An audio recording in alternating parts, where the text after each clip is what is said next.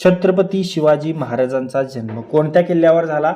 छत्रपती शिवाजी महाराजांचा जन्म झालेला आहे शिवनेरी गडावर, बरोबर. राईट आन्सर आहे ऑप्शन 2 शिवनेरी गडावर, बरोबर. कधी झालेला आहे? 1630 मध्ये. ओके. आणि हा जो आहे ऑप्शन मध्ये रायगडावर काय झाले? शिवाजी महाराजांचा राज्याभिषेक, हे लक्षात ठेवायचं आहे. राज्याभिषेक छत्रपती शिवाजी महाराजांचा रायगडावर झाला आणि कधी?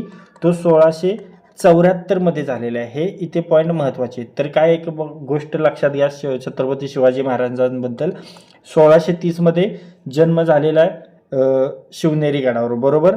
त्यानंतर पहा 1640 मध्ये विवाह झालेला आहे त्यांचा. ओके. विवाह कोणासोबत? तर सईबाईंसोबत विवाह झालेला आहे. त्यानंतर छत्रपती शिवाजी महाराजांनी 1645 मध्ये स्वराज्य स्थापनेची शपथ घेतलेली. ओके. आणि कोणत्या ठिकाणी? रायरेश्वरावर, बरोबर. विचारले जातात मित्रांनो प्रश्न, बऱ्याच वेळा विचारलेले छत्रपती शिवाजी महाराजांच्या जीवनावरील प्रश्न हायकोर्टच्या भरतीमध्ये, त्यामुळे हे आपण इथे घेतलेले आहेत. ओके.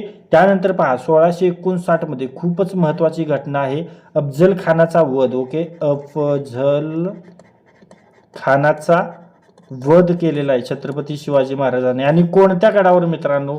तर तो गड आहे प्रतापगड. ओके. प्रतापगडावर अफजल खानाचा वध केलेला आहे. त्यानंतर पहा शाहिस्ते खानाची बोटे छाटलेली आहेत. कधी? 1663 मध्ये. ओके.